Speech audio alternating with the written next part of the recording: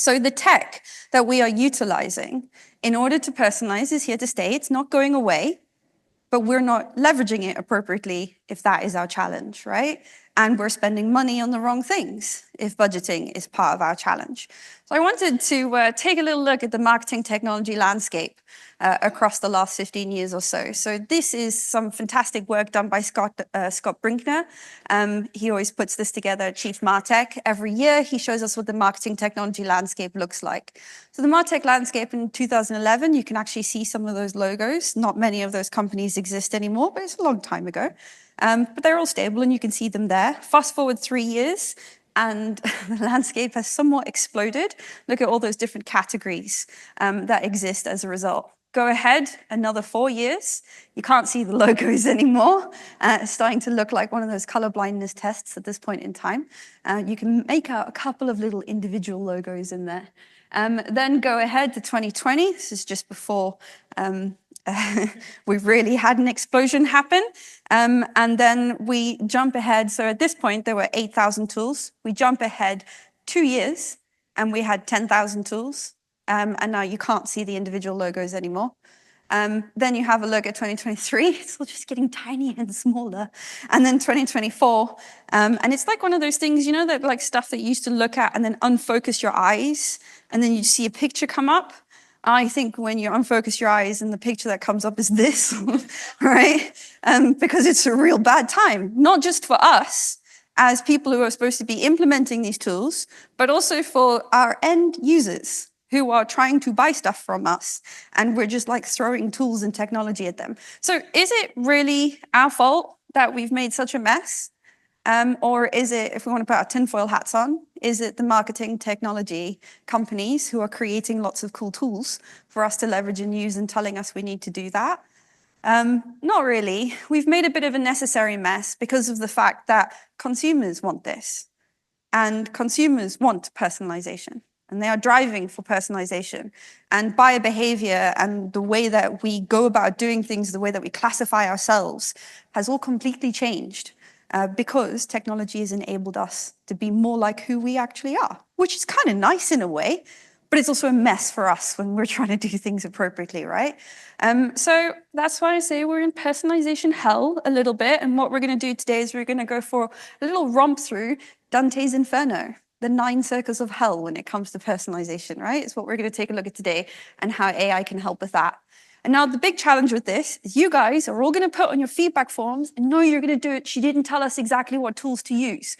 And that's because I bloody well can't, okay? If I could be like, yes, you use this one tool, I would have put it on Twitter and I wouldn't have bothered coming to stand here, okay? Like we wouldn't need to be having this conversation. I cannot tell you which tool to use if I don't know what your tech stack is, if I don't know what your objectives are, if I don't know what you're trying to do and what you're trying to achieve and what your audience is trying to do and achieve. I can't do that if I don't know what your challenges are and where you're suffering as a business right now. I can't do any of that. I'd be doing a very, very bad job if I stood here and was like, these are the 5 tools you can use when we know damn well there are over 10,000 tools in the marketplace because I've just shown you. Okay, so I can't do that for you. So I'm caveating that. What I can do is I can give you some of the areas in which I know businesses are struggling and having challenges and some of the ways that you can look about fixing them. I can give you the strategy to pare down those 10,000 things to actually focus on things appropriately. So if I see on any of your feedback forms anything about I didn't tell you which tools to use, I'm gonna hunt you down. I won't, because I don't get to see any of them, so I can't do that for you guys. Sorry, I can't stalk you. So effectively, I want to just quantify a little bit. When I say buyers have changed, I really mean it. And I don't just mean buyer behavior, I mean buyers themselves.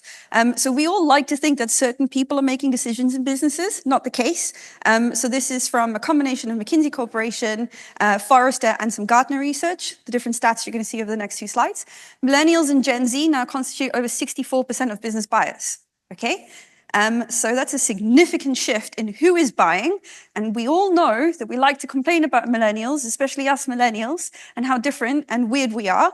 And as a result, that makes a significant impact on the way that we go about buying. Millennials and Gen Z specifically are very digitally savvy, and they prefer self-service. They do not want to talk to you. And for the love of God, please don't phone us. Please, we're not going to give you a real telephone number, and we're going to be very conscious about the information that we're giving you online. We also engage in a lot more buying activities than the older generations do, right? So what I mean by that is the fact that because we're interacting online, we display a lot of native behavior online. We are very comfortable online, which means we showcase who we are online. And we put a lot more effort into how we interact and how we research things.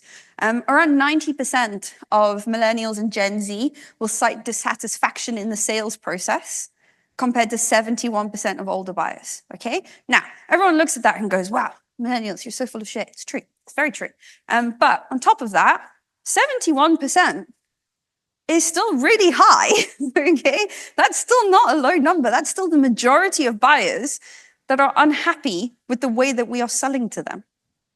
Okay, so if we just let that sink in for a little bit and then think about the fact that everybody else, the majority of our business buyers, are now even more unhappy with the process, we've got a problem, right? But then the behavior that they are displaying has changed as well. It's not just who we are, it's how we display the behavior. So we have a massive preference for what we feel is independently gathered information. So we like to gather information from experts, and we like to pull it together from lots of different resources, and we like to see the citations for them. We don't take things at surface value anymore, which means we go a lot deeper. We click through to a lot more links, right? There's a lot more interaction that we have. And only 17% of the time that millennials and Gen Z are spent in the buying process is actually spent meeting suppliers, and that is not a preference. So if we think about the fact that a lot of sales efforts and a lot of sales funnels are really, really bottom heavy when we think about demand generation, we want to get in a room, we want to get on the phone, we want to talk to somebody. It's a very, very limited amount of time. And by the time you get to that point, they've already made a decision. Okay, so the rest of that time, they're interacting online. Full 27%, nearly a third of the time that they're in the buying process is spent researching and validating the decisions they're making and the things that they have been told. All right, so information and their interactions are really, really important in tracking all of that. And 67% of them will opt away from any in-person interactions. They will spend more money to work with companies where they don't have to talk to people. All right, so that should really make us think about how we are doing our sales processes. And this is where AI should be helping us leverage our time, okay?